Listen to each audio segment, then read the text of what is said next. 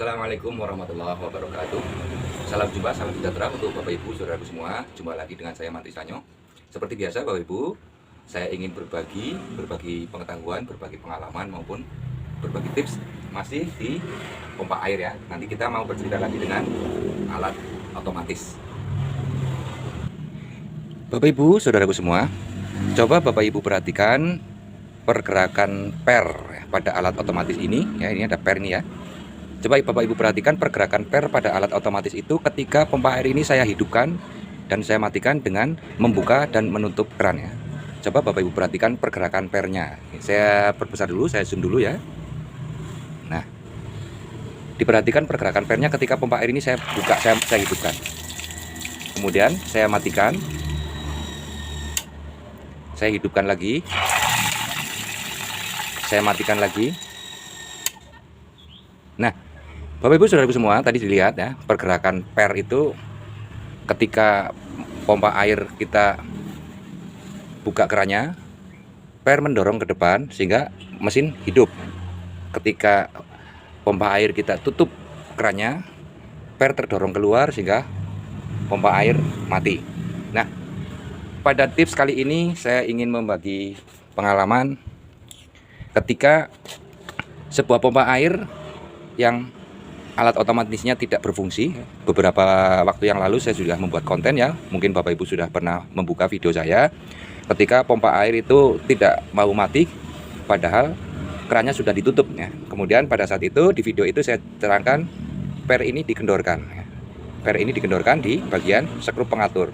Nah, tapi ketika misalnya plat pengganjal per ini sudah mentok ke bagian luar, sudah paling kendor tapi tetap tidak mau mati, itu apanya? Nah, Bapak Ibu saudaraku semua, mari kita pelajari bersama untuk nanti Bapak Ibu memahaminya sehingga pada saat mengalami masalah yang sama bisa memperbaiki sendiri. Bapak Ibu saudaraku semua, ketika sebuah alat pompa air, alat otomatis pompa air tidak berfungsi sebagaimana mestinya, padahal setelan per itu sudah kita putar sekendor mungkin tetap tidak berfungsi, itu ada dua kemungkinan ya, ada dua faktor penyebab. Kemungkinan pertama adalah kemampuan dari mesin itu sendiri yang sudah tidak kuat menggerakkan per atau mendorong per. Lalu yang kedua, kemungkinan kedua adalah alat dari otomat ini sendiri sudah rusak atau sudah tidak bisa difungsikan. Nah, perlu Bapak Ibu ketahui bahwa di tutup alat otomat itu ada petunjuk ukuran ya. Di sini tertulis pada posisi hidup, alat otomatis ini akan mendapat tekanan sebesar 1,1 kg force KGF ini. Terbaca ya Ibu-Ibu ya, Bapak Ibu. Sedangkan pada saat mati, berarti pada saat keran ditutup, tekanan air akan mendorong per ini dengan beban kekuatan sebesar 1,8 kg force. Nah, sedikit penjelasan kurang lebihnya, kilogram force itu yang dimaksud adalah satuan ukur untuk mengukur sebuah beban tekanan yang bersumber dari sesuatu yang tidak statis ya, atau sesuatu yang bukan benda padat. Satu contoh misalnya beban tekanan yang dihasilkan oleh tekanan air, tekanan gas, tekanan uap dan lain-lain. Nah, itu beban tekanan itu diukur dengan satuan ukur kilogram force atau di sini disingkat KGF, kilogram force. Nah, ketika pompa air Bapak Ibu tidak bisa mati, tentunya bisa disetel pada bagian per ini, dikurangi tekanannya sehingga ketika mati bisa mematikan mesin walaupun misalnya tekanan air yang dihasilkan itu tidak sebesar 1,8, misalnya karena masalah keausan komponen hisap pompa air itu tekanannya sudah menurun menjadi misalnya 1,5 atau 1,6 kg force, itu masih bisa difungsikan. Artinya gini Bapak Ibu, untuk sementara kita belum punya waktu luang untuk memperbaiki mesin untuk kembali normal seperti kekuatan semula. Nah, untuk sementara asal alat otomatisnya bisa berfungsi mati hidup, itu bisa disetel dari posisi tekanan pernya. Ya, sekali lagi beban tekanan itu dikurangi.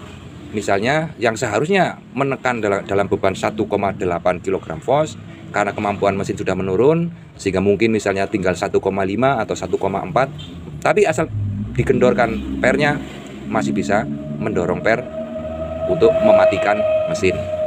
Nah, untuk memastikan ini yang bermasalah mesinnya atau alat otomatnya, tentunya alat otomatisnya itu kita lepas dulu ya Bapak Ibu.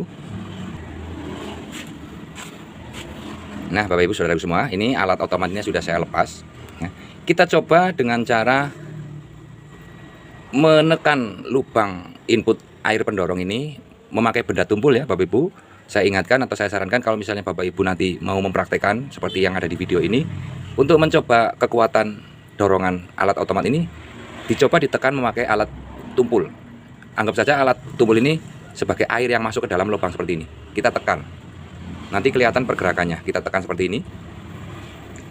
Nah, seperti ini. Nah, kalau alat ini masih bisa bergerak normal ketika ditekan, berarti tidak ada masalah pada alat ini. Artinya, permasalahan tidak bisa mati dan tidak bisa hidup itu di kemampuan mesin. Berarti kita harus memperbaiki kekuatan mesin untuk kembali punya kekuatan normal. Akan tetapi ketika alat itu misalnya ini saya ambil satu contoh, ini alat otomat yang sudah rusak. Saya ambil satu contoh.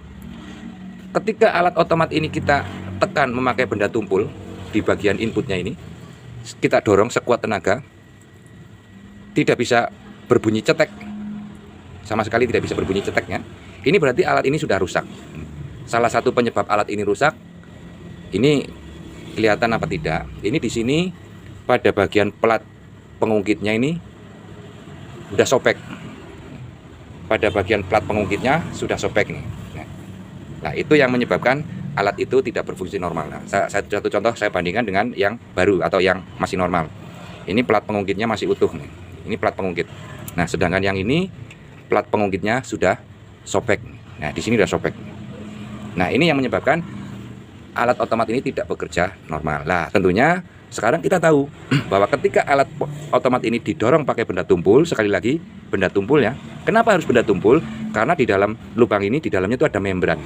Nah, kalau kita dorong pakai benda runcing, nanti kita khawatir membrannya akan berlubang atau sobek, ya, sehingga harus pakai benda tumpul. Nah, ketika alat otomat ini kita dorong pakai benda tumpul, tidak ada pergerakan bunyi cetek, berarti ini sudah rusak, berarti harus diganti. Lah, sekedar mengingatkan kalau ketika kita mau mengganti alat ini, diperhatikan ya. Satu, lubang diameter lubang input ini harus sesuai dengan posisi kedudukannya ini ya.